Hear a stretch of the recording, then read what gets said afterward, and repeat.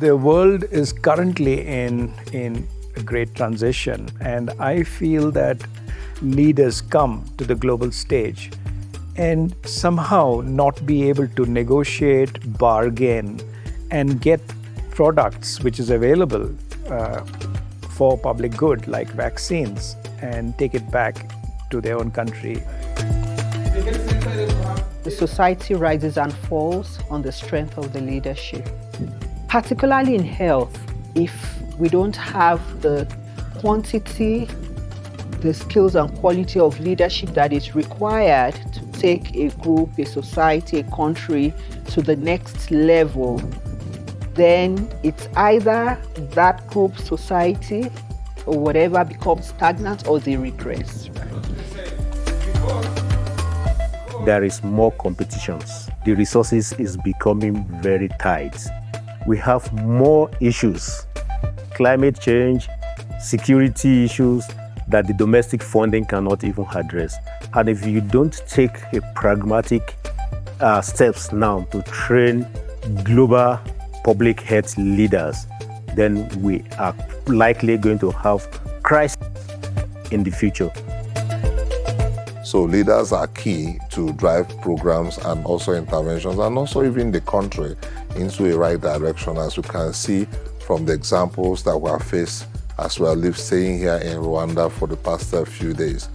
So if you have the right leader, the right person and right mindset as a leader, it helps to progress the system and also help the general society.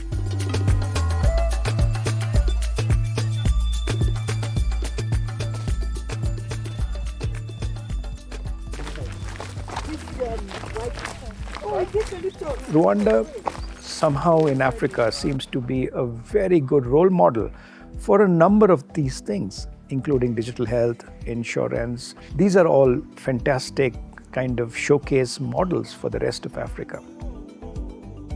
Rwanda, the community health insurance system, the whole processes, and all of that are quite practical and are really working.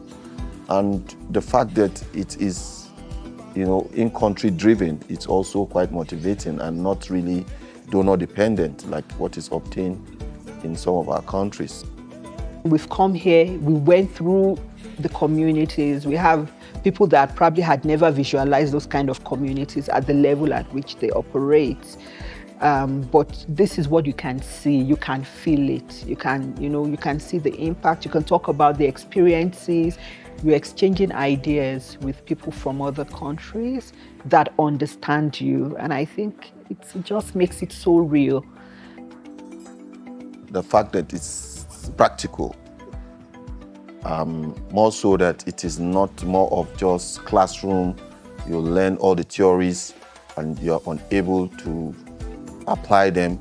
So as we are being trained, we are exposed to first-hand information by persons who have done so in their various countries or where things have worked, which is kind of really making it unique and practical, hands-on kind of training. So now is the time to build the leaders that are empowered with the right information about what is the needs of the people when it comes to health need. 2, how do they prioritize in a resource-constrained environment? 3, the larger population that are at risk, we need to start now taking care of them. These are the things that Africa really needs to negotiate with the rest of the world. And that voice and that thought leadership is something that I felt is very, very necessary for the future.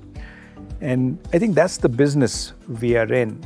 How do you take the current people who are in executive positions and just give them that training in a very short time, really pack in those skills which are going to help them be better negotiators, better leaders on the global world platform.